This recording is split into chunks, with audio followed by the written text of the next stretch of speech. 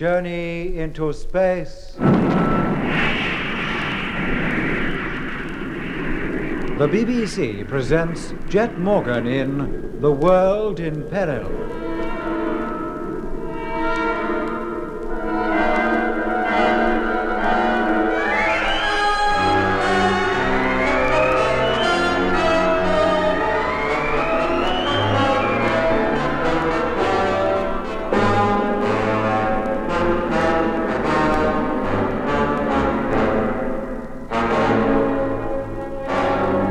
Jet and the crew of the Discovery are aboard the Martian asteroid 734. Paddy Flynn, who, so Jet gathered, had been a prisoner of the Martians for 100 years, mysteriously disappeared after telling Jet that he intended to lead a rebellion against the Martians. Fearing that some harm might have befallen Paddy, Jet decided to search the corridors of the asteroid for him. So, with Doc and Lemmy, he set out. They wandered through miles of passageways without seeing anybody, and then heard the voice of Mitch telling them that, with the aid of the vision phone, he could not only speak to Jet and his companions, but could now see them too. Telling Mitch to keep tuned in to the search party, Jet, Doc, and Lemmy continued their walk along the winding corridors. Hey, listen.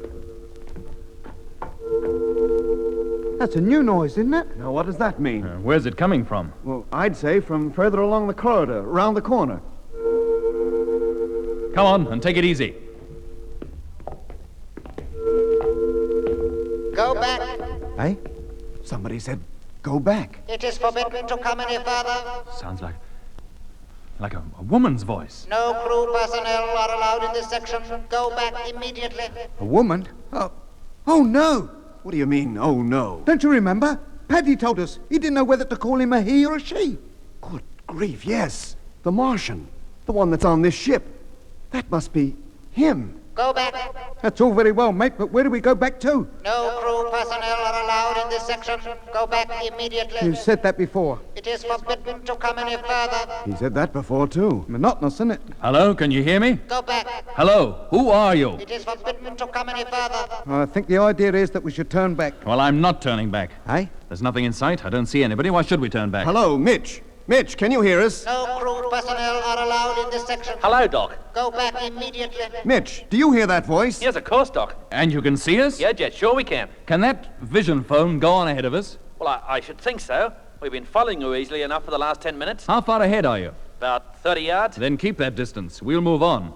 If you see anything that might mean danger, let us know before we reach it. No crew personnel are allowed in this section. Go back immediately. Come on, Doc. And you, Lemmy. Now, wait a minute. Come on and don't argue. Hello, Mitch. Hello, Jet. It's still clear ahead. Not that we can see very far with the corridor curving round the way it does. That's strange. What was all the fuss about then? Goodness knows.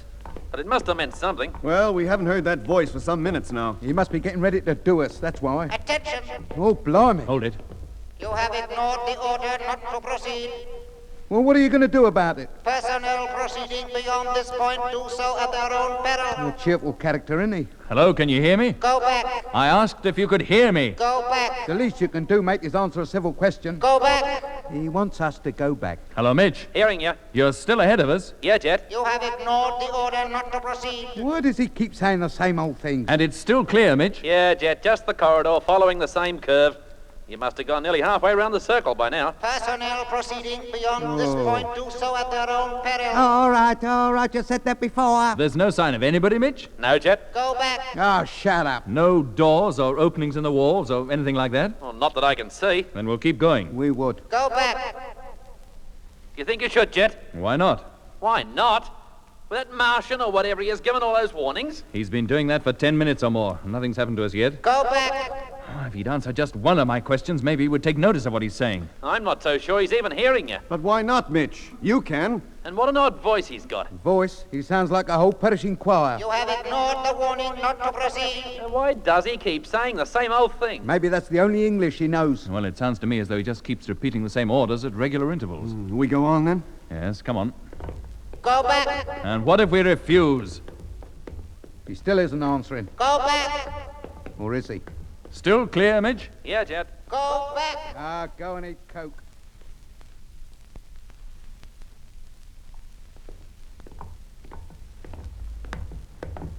Hey, Jet! Jet, can you hear me? Yes, Midge. You'll soon be coming to the end of this corridor. Oh, then it doesn't go round in a full circle. No, it doesn't.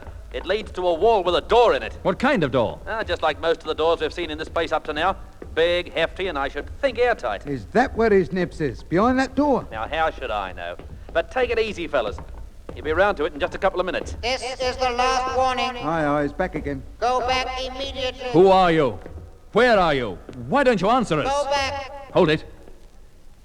The door. There it is. Yes, and there's another one in the side wall, and another one opposite. This is your last opportunity to return to your quarters. We have no quarters on this ship, mate. We're stowaways. Doc, Lemmy. Yes, Jet. Well? Wait here. I'm going on alone. Aye? I'm going to examine that door, the one facing us. If anything should happen, it's best that it happens to only one of us. Well, watch it, Jet. You think I won't, Mitch? I've already had a close look at that door on the screen up here. Well, do you see how to open it? No, there's no control of any kind that I can detect. If you did, you couldn't operate it from up there. I'm going up to that door now. I don't intend to touch it or anything near it until I've looked it over thoroughly. Very well, if you must. Here I go. Go back immediately. Answer my questions, and perhaps I will. Who are you? Go back. No, I shan't. Well, he's at the door now. What do you see, Jet? Nothing much, Doc. It's as smooth as glass, just as all the other doors are. Blimey, what's that? Captain Morgan! Captain Morgan! And who's that? That's no Martian. Don't touch that door! Jet, look out! Don't touch it! Too late, he's done it. And something's happened to him. Come on, let me, quick!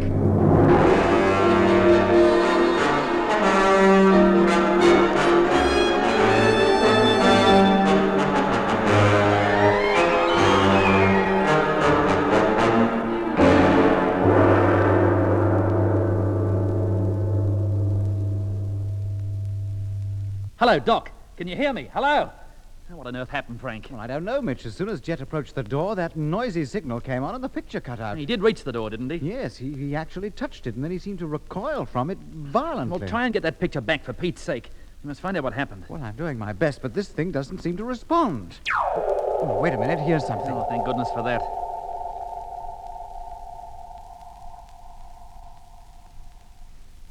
Oh, No, that's not a picture of the corridor.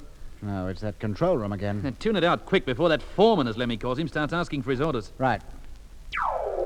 You did tune it properly, Frank. Well, I think I did. We'll have another go. Hey, this is a place we haven't seen before. What the? What's that? That must be one of the hangars or whatever the Martians call them, where they store their spheres. Yeah, but look at that one in the center. Look at the size of it. I've never seen a sphere that big before. Well, neither have I. Surely that must be used for bigger flights than just ferrying from a close orbit down to the Martian surface. Well, it must be. Rotate the camera, Frank. While we're here, let's have a good look round. Yes, but what about Jet and Doc? Well, it's just for a few seconds. We may never find this place again. All right. Yeah, it's shaped like a colossal bow.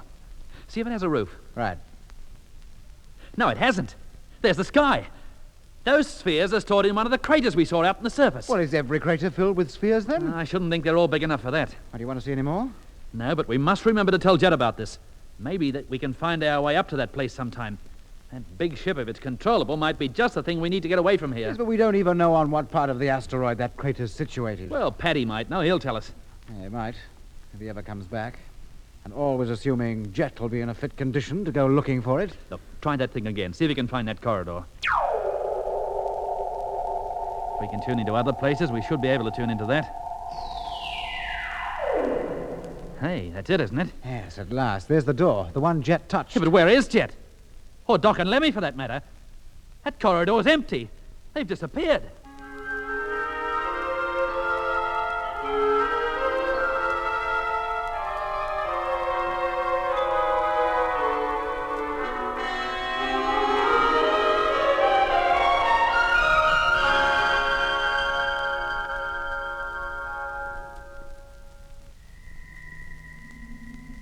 Mitch needn't have worried. It was quite true that when he finally found the corridor in which the door leading to the Martian quarters was situated, Lemmy, Jet, and I had gone.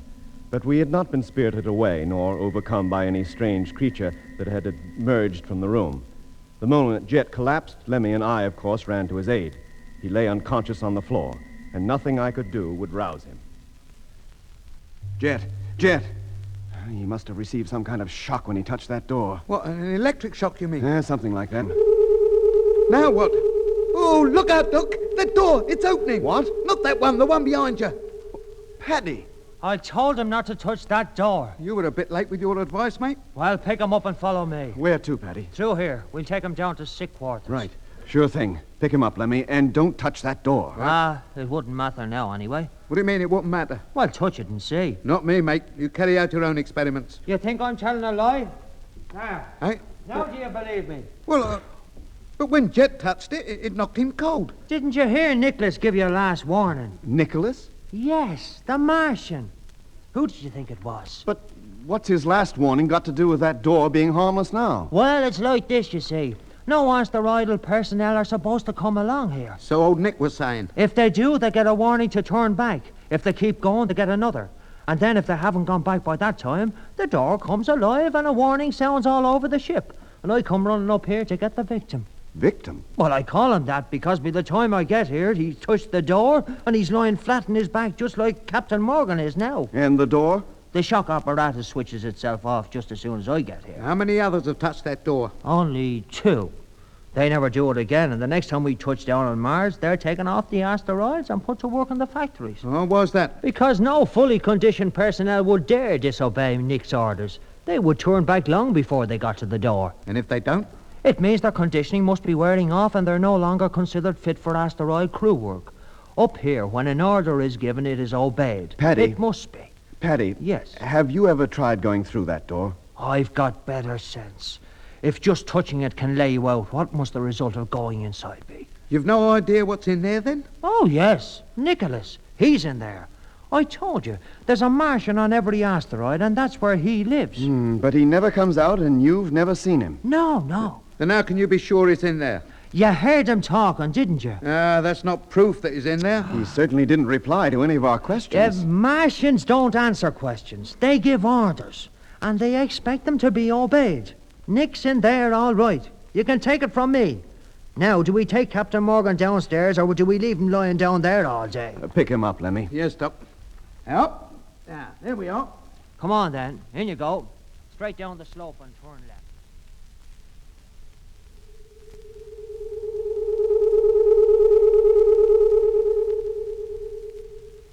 That's it.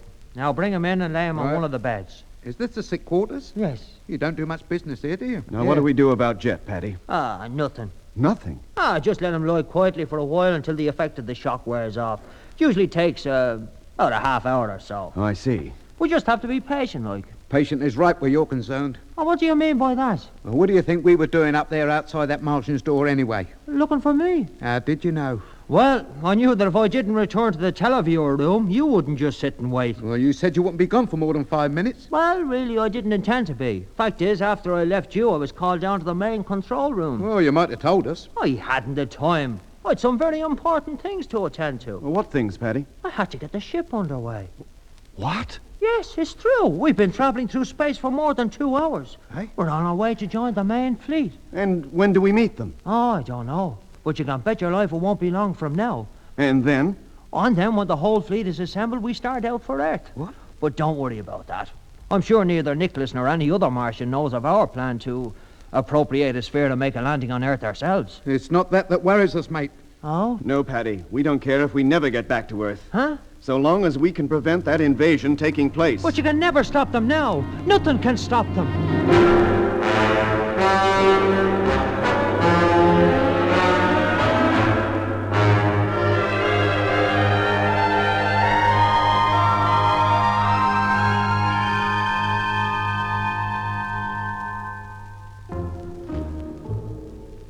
Jet came to about 15 minutes later. The shock he had received didn't seem to have caused him any physical harm. All he remembered was approaching the door and putting his hand on it. Then he said he thought he received a severe blow on the back of the head. A blow, or so he described it, curiously without pain. The next thing he knew, he was lying on the bed. Anyway, Jet soon forgot the door and the way it had treated him when he learned the news that the asteroid was on its way to join the rest of the Martian invasion fleet. He bombarded Paddy with questions, but the Irishman could tell him nothing except that we'd been underway for several hours. He didn't even know in which direction we were traveling. All he knew with certainty was that as soon as we'd kept our rendezvous with the other asteroids that formed the fleet, we would be on our way to Earth. We soon realized that Paddy really had little idea of anything other than his duties aboard the asteroid. Everything on the ship was so designed that it could be controlled by men with the most elementary training, and there seemed no more to running the ship than manipulating a few controls and levers. But if Paddy could give us little information, there was a lot we could find out for ourselves. With this aim in view, we returned to the great televiewer room, where we projected a picture of the asteroid's surface and the surrounding sky onto the giant screen. The three-dimensional picture was so vivid, so realistic, that it was difficult to believe that we were not gazing at the fascinating scene through a great hole in the wall. As the asteroid rotated, once every 4 hours or so, we saw the whole heavens revolve before us. Mars, the Earth, and Jupiter, with its 12 attendant moons, all passed across our screen in their turn. We watched the awe-inspiring picture for hours, and with the aid of improvised instruments, hasty calculations, and, I must admit, not a little guesswork, we finally arrived at a rough estimate of our speed and position. 60,000 miles an hour? But that's fantastic. Only twice as fast as the speed Discovery was capable of. Yet I hardly noticed any acceleration, Jeff. Of course not. It must have taken us hours to reach the final speed. The Discovery does it in a matter of minutes. What about that course? Well, that's the biggest shock of all. Why, we're going to Earth, aren't we? No, Lemmy, we're not. Eh? So far as we can tell, and our calculations are very far from accurate, Well, we're heading in exactly the opposite direction. but where to? At a rough guess, I'd say Jupiter. Jupiter? Oh, no. Yes, Lemmy.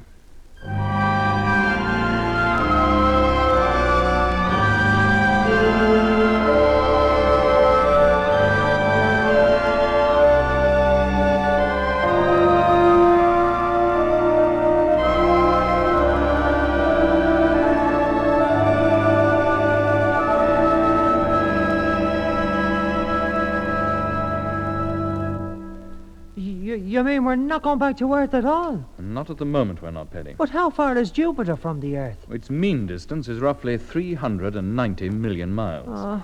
And we don't go anywhere near Earth to get to Jupiter. For a man in charge of the biggest spaceship you can imagine, you don't know much, do you? Oh, why should I? Sure, before I came up here, I didn't even know Mars was a planet. I thought it was a star. But I'm not as bad as the rest of the crew. They think they're still down on Earth. Now, listen carefully, Paddy. Yes, sir? Have you ever been out as far as Jupiter before, or heard of any other asteroid that has? I did hear of an expedition going out to start a colony on one of its moons. Oh? Yes. When the Martians decided that they'd have to leave their planet, they thought a Jovian moon would serve as a new home for them, like. Well, what happened? Oh, it was too cold. Or the atmosphere was too thin or something. Anyway, the idea was abandoned. And they decided to invade Earth instead. Oh, I suppose so, yes. Then why should this asteroid be heading out towards Jupiter? Oh, I shouldn't think it's going all the way. It must be heading for the asteroidal belt. What for? Maybe there's a new ship just being A completed. new and ship? A new asteroid like this one. Ah.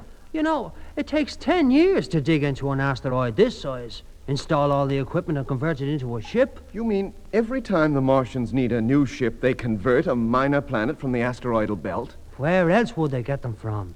The Martians have to live somewhere. Their own planet can't support them anymore. At least not on the surface. Or so I've been told. And when did they get the idea of colonizing the Earth? Oh, I don't know. They've been getting ready for it for years and years, long before I got here. And it must be a long time. Lemmy. Wow. Or maybe the invasion fleet is assembling in the asteroidal belt. If they are, there's no guarantee that this asteroid is going with them. Oh, don't say such things, Captain Morgan. But I am saying them, Paddy. The fact is, you're not sure what the ship is doing or where it's going. Well, For all you know, the invasion fleet has already left. Yeah, but... And if it has, we must warn Earth. And how do you propose to do that? Well, this thing carries a radio, doesn't it? Not that I've ever seen. But it must, Paddy. Why should it? Nobody here has ever any need of one. The only people I ever communicate with are on the ship. And I can speak to them over the intercommunication system and see them, too. And what about that Martian? The one that gives you orders? Where does he get his orders from? Oh, no. Yes or no? They must come from outside the ship. Either from another asteroid or from Mars itself. Yes, I suppose so. But if they do, Nicholas's radio machine must be where he is. It would be. A fat chance of using that, then. Even if we had any idea to how to operate it, which we certainly haven't. What do we do then? Build one for ourselves? We have a perfectly good radio on the Discovery. But that's down in the Mare Australis, on Mars. Paddy, you've got to stop this ship. Turn it round and head back to the Red Planet. But I can't. Only Nicholas knows how to do that. You're quite sure the orders come from him? Yes, I do. The ship is not controlled from outside by remote control? No. Nicholas receives his orders from outside and then decides what orders he has to give according to those he receives. Well, what orders would he give to stop this asteroid and set it on course back to Mars? Oh, now, that wouldn't be easy. It's quite a complicated business. When the time comes to stop, I'm giving orders all the time, passing them on as fast as I receive them. And you receive them from Nicholas? Yes, of course. How? Over the intercommunication system. But he doesn't tell me what the instructions mean. I don't understand. Surely. Well, now, what I mean is, he just spouts out a long string of orders. I don't know what results they will produce until it actually happens. But the same order must always produce the same result, Paddy. Oh, it does, yes. Can you remember any specific one? Oh, there's a powerful lot of them. But I remember a few. Could you stop this thing? Just stop it? Yes, I could. Fine. Then do it. Now? Yes, go ahead. What do you do first? Well, I don't do it exactly. Then who does, Paddy? Nicholas, But you just said you could do it. Well, what happens, you see, is Nicholas comes on and tells me to stop the ship. And then? Then I tune into main control and tell them, like, to stand by. Yeah? And then when we're ready, I press the little button in the control panel here. Control, Section 1, Operator 2D, Panel A, red, depress. Panel A, blue, depress. That is the Martian. The orders you hear now would slow the ship down. Is that a recording? Of course. But it makes no difference to those condition types down in the control section. Recording or no recording. Whatever they hear him say, they do. Can I hear him now? Oh, no. He can't be heard beyond this room at the moment. Have you anything else? I have, yes. Stabilizing procedure. Control, Section 1, Operator 1C, Panel 2, green, depress. Operator 2B, Panel 3, blue, release. And so on and so on. How is that voice reproduced? On here. What's that? The recorder. Well, the next time Nicholas gives any orders, I want you to record them, every one. What for? Because playing back the tapes might well give us a clue as to how the ship is propelled and how to control it. But why bother? Nicholas handles all that kind of thing anyway. Because, Paddy, by listening to his orders repeatedly, by learning what they do, we could almost certainly learn how to control the ship ourselves. Now I wonder why I didn't think of that. Oh, I wonder. Have you anything else on there besides slowing down and stabilizing routines? Indeed I have. Listen. From the heart bright soil of Luna to Saturn's rainbow ring. Oh, that choir. So that's where that singing has been coming from. Do you like it? What's the idea? It's the rebel song. I composed it myself. Oh, did you know? Well, you can't lead a rebellion and not have a rebel song. I have it played over to every part of the ship, at least once in every 24 hours. I order the men to sing it whenever they're marching to and from their living quarters. But what do you hope to achieve by that, Paddy? And doesn't the Martian realize what you're doing? Oh, that's the funny thing. He doesn't seem to mind at all. Have you talked to him about it? Oh, no. I told you before, he's not a man you can talk to. He does the talking. He never listens to what anybody else has to say. So we discovered. What else have you got on there? Well, we've got manning the bays routine. The and bays? The sphere bays, where we keep the spheres, the ferry ships that go down to the Martian surface. Shift changeover announcements, sphere crew assembly. Haven't you anything but routine stuff? Or is everything the Martian would ever want to say already recorded? Oh, no. Then what orders does he give? In his own voice, I mean. Well, he sets speed and course and gives orders concerning anything else outside normal routine. But you wouldn't know how to do that. Set a course, I mean. Oh, no. It's far too complicated for me to understand, and I don't do anything unless ordered to. All right, Paddy. Stop the ship. Huh? Go on, it's an order. But Nicholas hasn't ordered it. I realize that. It'll be interesting to see what happens. Terrible things might happen. Why should they? I've never done anything like this without being told. Frank, Yes, Jet? tune into control section. Right. Now, wait a minute, Captain Moran. I thought you were a rebel. I am, but Well, the rebellion's beginning quicker than you thought, mate. I didn't plan anything like this. All I wanted to do was to get back to Earth. Then what was all this talk about you running this place? And old Nick only thinking he did. Oh, that was only big talk to impress you. You see, Okay, Jet, control section, and the fella in charge is coming over for his orders. Tell him, Paddy. Tell him to stand by to slow down the ship and to stop. I daren't. What are your orders? Go on, Paddy. He's waiting. No, you don't know what you're doing. What are your orders? Here, Jet, leave this to me. No, let me listen. Stand by to slow down ship. Orders not understood. I said stand by to slow down ship. Is that clear? Is that clear? Orders received and understood. Oh, well, that seems to have done the trick. Hadn't we better give the order? Yes. Now, which control was it, Paddy? Now, wait a minute. Which now, one? That one. That's it. Attention, attention. That's it, all right? Control, Section 1, Operator 2A. Hey, third table from the left. You see that fella sit up then? Yeah, that must be Operator 2A. Panel F, green, depress.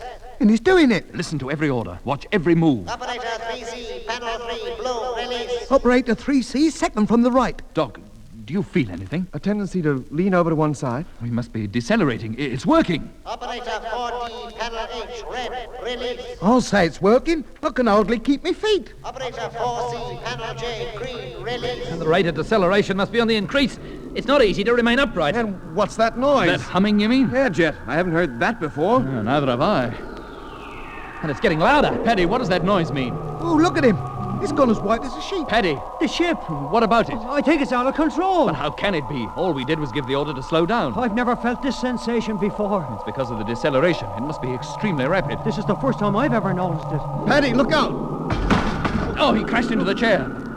Has he hurt himself, Doc? Wait till I go to see him, I'll tell you. Watch out you don't lose your own balance. Paddy. That must have knocked him cold. Attention, attention. Oh, blimey, now what? Emergency. Emergency? Then there must be something wrong. Oh, you didn't think this was the normal course of events, did you, let me? Well, how should I know? I've never been on a Martian asteroid before. Doc, how's Paddy? That fall must have hurt him. I can't rouse him. Attention, attention. Emergency, emergency. Then do something about it, for Pete's sake. Oh, no. Music at a time like this. Lie down, Lemmy. Mitch, lie down. Operator 2A, panel J. Now what's he spouting Blue, about? depress. Let me look out. Oh, oh! Operator 4B, panel C. Lemmy, are you all right? Green, release. Lemmy! Don't worry about him, Mitch. Look out for yourself. Grasp the control table. Hang on. I can't reach it. The pressure's getting stronger. Everybody's sliding across the floor. Watch out for the wall, Mitch. You'll crash into it. Watch out.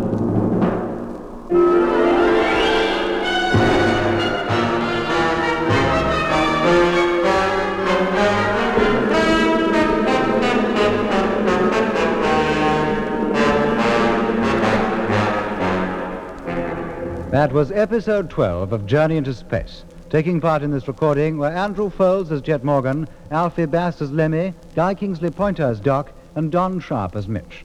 Other parts were played by David Jacobs and Pat Campbell. The orchestra was conducted by Van Phillips, who also composed the music.